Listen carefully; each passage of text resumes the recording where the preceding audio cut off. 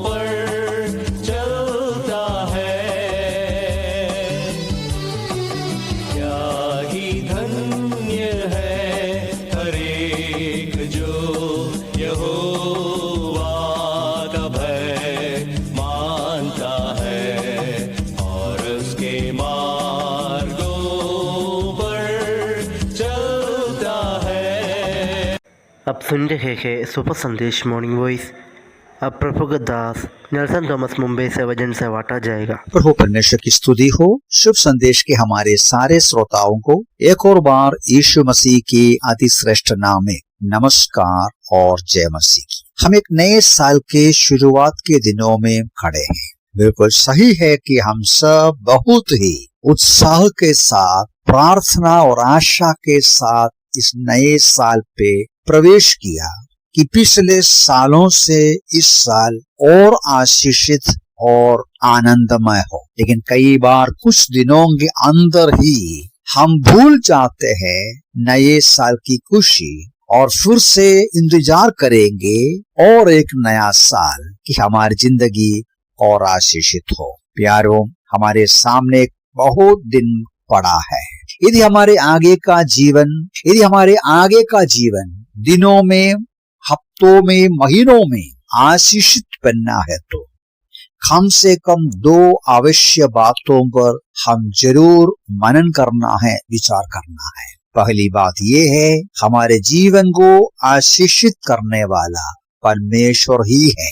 दूसरा कोई दुआ करने से या दूसरा कोई कामना करने से, शुभ कामनाएं देने से ही हमारे जीवन आशीषित नहीं बन सकता। परमेश्वर ही आशीष देना है। प्रभु यीशु मसीह ने इस प्रकार कहा, यूहन्ना का सुसमाचार 15वां अध्याय का 5वां पद के अंतिम भाग में, मुझसे अलग होकर तुम कुछ भी नहीं कर सकते। मुझसे अलग होकर तुम कुछ भी नहीं कर सकते। परमेश्वर ही हमें मदद करना है, वो ही हमें आशीष देना। भजन संहिता में ऐसा एक वचन पढ़ते हैं, भजन 48 का 14 में, क्योंकि ये है परमेश्वर जो सदा सर्वदा हमारा परमेश्वर है। मृत्यु तक वो हमारी अगुवाई करेगा, मृत्यु के आगे भी अगुवाई करेगा।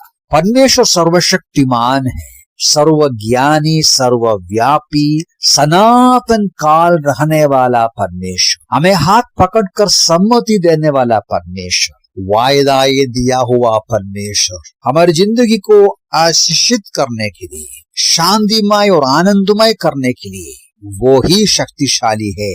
वो करेंगे, वो ही कर सकता है। लेकिन प्रभु यीशु मसीह यूहन्ना का सुसमाचार 15वां अध्याय में उन पदों में एक और बात कहते हैं, मुझे छोड़कर तुम कुछ नहीं कर सकता।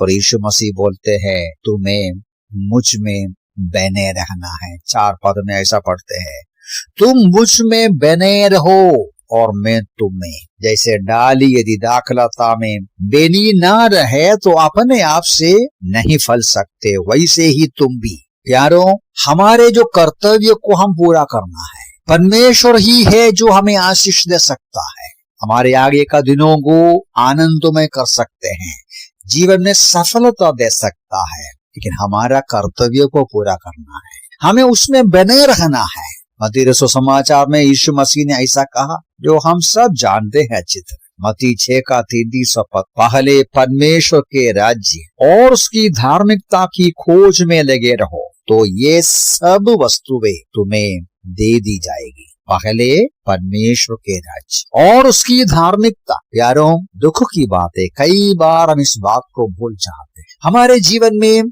परमेश्वर को प्राथमिकता नहीं देगा तो उनका राज्य और उनका धार्मिकता, उनका मार्ग हमारे जीवन में प्रथम स्थान में नहीं है तो अपनी बातों में समय बिताते हुए अपनी इच्छा पूरा करते रहते हैं और कामना करते हैं कि ईश्वर आशीष दे। ये तो असंभव की बात है। इतने साल हम ऐसे चले गया, या पीछे मुड़कर देखते समय क्या सचमुच में हम आशीषित हो गए? क्या आज भी पराजय, मन में परेशानियां और कठिनाई का सामना करते हुए निराशा के साथ आगे बढ़ते हैं? आज करने की बहुत बड़ी आवश्यकता है प्रभु का राज्य को ढूंढना, प्रभु के लिए प्राथमिकता देना, प्रभु के लिए हमारा स्थान देना, विश्वास योग्यता के साथ हमारी जिम्मेदारियों को पूरा करना, अपने आप को प्रभु के सामने समर्पण करना है, उन पर भरोसा करना है, उनके वचन को मनन करना है। यहोशू से कहा, ये भक्त लोगों का अनुभव है, दिनों रात उसका वचन का मनन करना, परमेश्वर का वचन मनन करके हृदय में संग्रह करना, हृदय में परमेश्वर के वचन से भर जाना, उनका प्रेम करना, उनका आदर करना, उनकी स्तुति आराधना करना, परमेश्वर की बातों को प्राथमिकता देना। ऐसे ही कामना करने से